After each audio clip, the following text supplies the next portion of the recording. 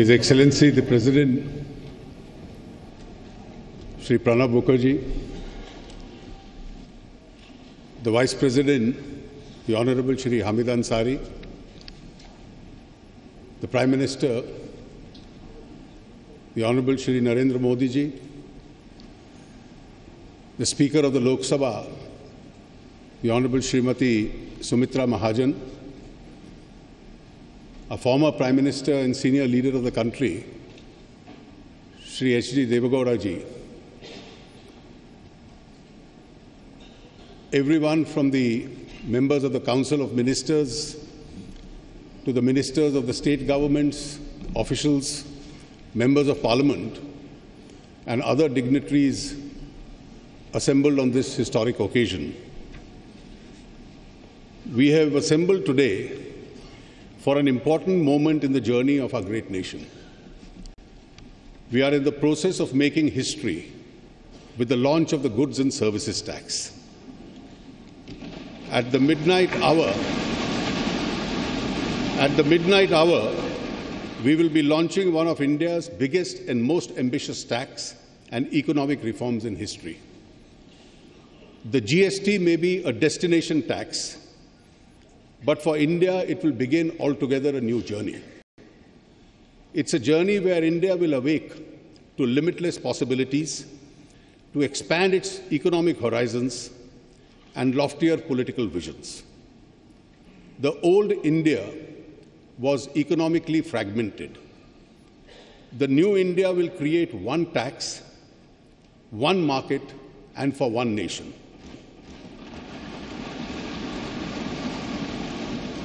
It will be an India where the centre and the states work together cooperatively and harmoniously towards the common goal of shared prosperity. It will be an India which will write a new destiny. The GST is an important achievement for the whole country. The unanimity of support for the Constitution Amendment and the consensus-based work of the GST Council highlights that India can rise above narrow politics and speak in one voice for larger national interest. The quality and the maturity of the debate leading to the Constitution Amendment and in the GST Council underscores this point, that India can collectively think and act with maturity for a broader purpose.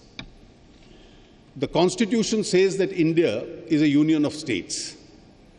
The union is strong if both the states and the centre are strong. That is the real meaning of cooperative federalism. While enacting the GST, neither the centre nor the states give up their sovereignty.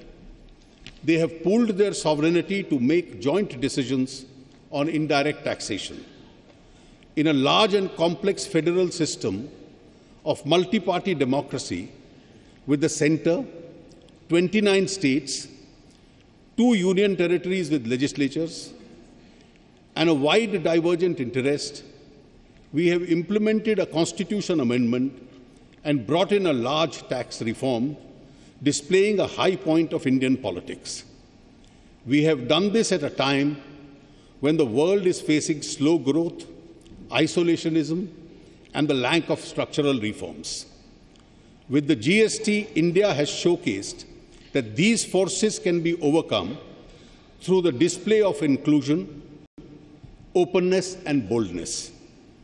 For this, all members of Parliament, the state governments, all political parties, state finance ministers, and a dedicated team of officers of the centre and the state governments who contributed to this deserve to be appreciated and thanked.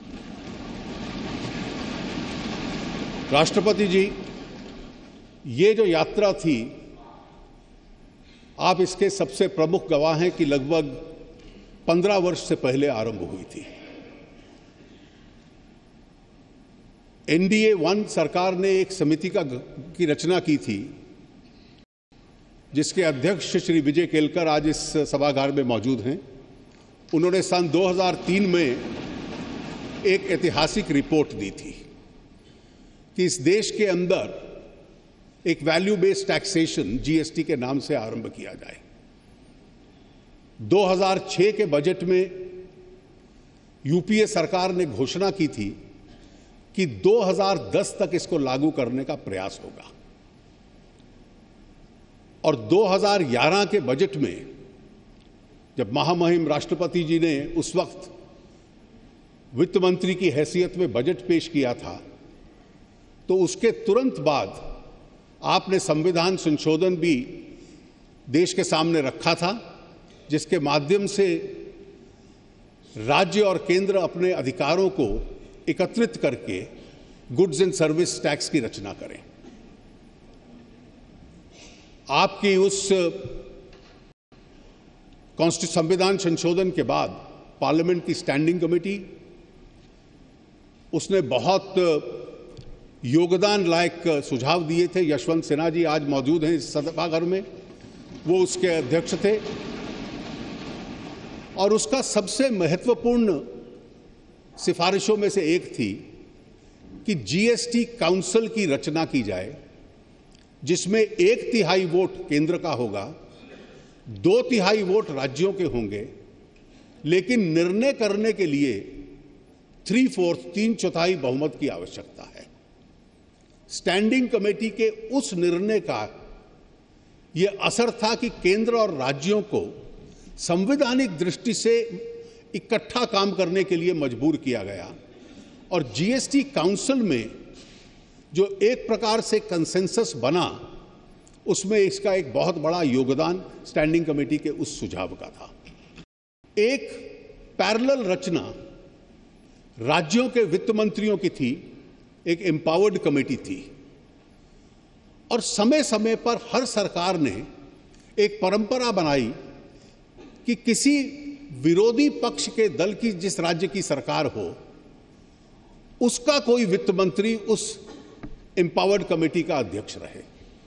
पहले अध्यक्ष doctor असीम दास गुप्ता हमारे बीच में हैं, और बहुत वर्षों तक देश में उन्होंने कंसेंसस बनाने का एक बहुत बड़ा काम किया। मुझे स्वयं उनका आभार इसलिए भी व्यक्त करना है कि मुझे पहली शिक्षा जीएसटी पे उनसे ही मिली थी, एक बैठक में।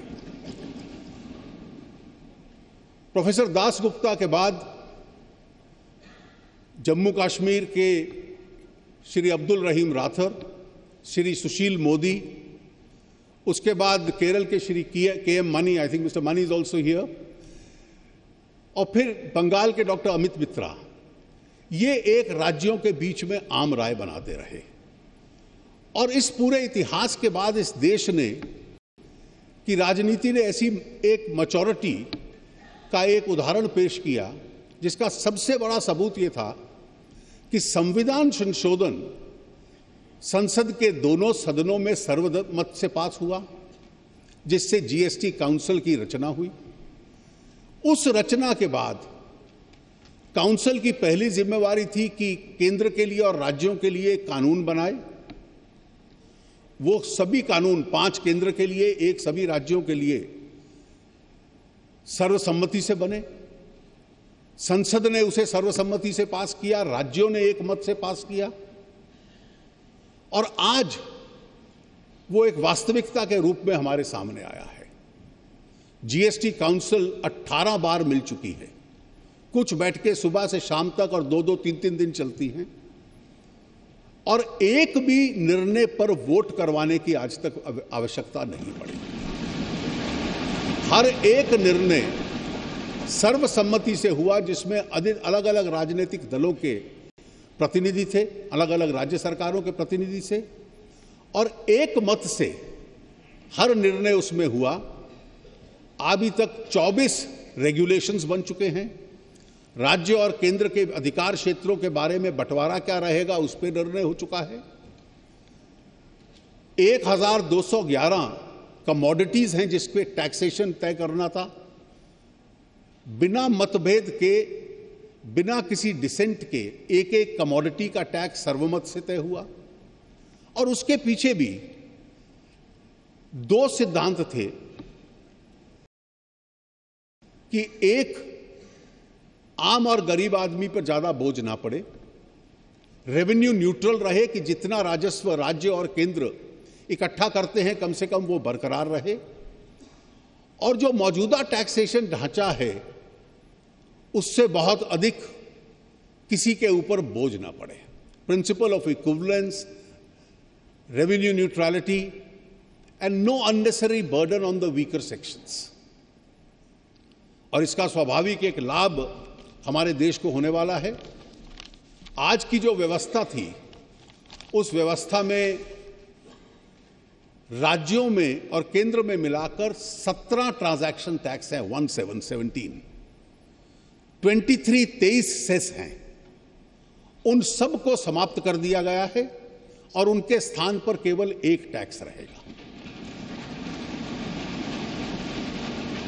उस हर टैक्स के लिए अलग रिटर्न जाता था, आज एक रिटर्न जाएगा। हर एक असेसी को अलग अलग टैक्सेशन अधिकारियों के साथ इंटरफेस करना पड़ता था, आज केवल उसको अपने सॉफ्टवेयर के साथ एक रिटर्न के माध्यम से इंटरफेस करना पड़ेगा और केवल सॉफ्टवेयर के ऊपर रजिस्ट्रेशन ले लेना, और उस रजिस्ट्रेशन के बाद हर महीने की 10 तारीख तक केवल एक फॉर्म भरना कंप्यूटर पे कि मेरी पिछले महीने की ट्रांजैक्शन क्या है उस पर डाल देना, और उसके माध्यम से टैक्स के ऊपर टैक्स न लगना। ये इसकी विशेषता है। पूरे देश के अंदर अलग अलग राज्यों में अलग अलग रेट और चुंगी नाकाओं के ऊपर ट्रकों की भीड़ वो समाप्त होगी, और एक प्रकार से सिंगल फ्लो गुड्स और सर्विसेज का पूरे देश के अंदर इसके बाद होगा। और इसका एक और लाभ है कि जो एक बार आपने टैक्स दे दिया इनपुट्स के ऊपर, आउटपुट के स्तर पे उसका आपको लाभ मिलने लगेगा। महंगाई के ऊपर भी लगाम लगेगी, टैक्स अवॉइडेंस कठिन होगा, रेट पहले की तुलना में कम होंगे, देश की जीडीपी को लाभ मिलेगा, और जो अधिक राज्यों को और केंद्र को साधन मिलेंगे वो इस देश के गरीब की सेवा करने के लिए उनको एक अवसर उपलब्ध होगा। राज्य ने, केंद्र ने, सभी राजनीतिक दलों ने, सभी सांसदों ने, सभी विधानसभाओं के सदस्यों ने, सभी राज्य सरकारों ने एक मत से इसमें कार्य किया है। यहां विशेष रूप से मैं सबका बहुत बहुत आभार व्यक्त करता हूं। जीएसटी काउंसिल के जो सदस्य हैं, राज्यों के वित्त मंत्री, वो सुबह से शाम तक कई दिनों तक बैठे रहे इन निर्णयों को लेने के लिए, और एक लगन के साथ उनकी सहायता में जो अधिकारी राज्यों के और केंद्र के रात रात भर लगे रहे।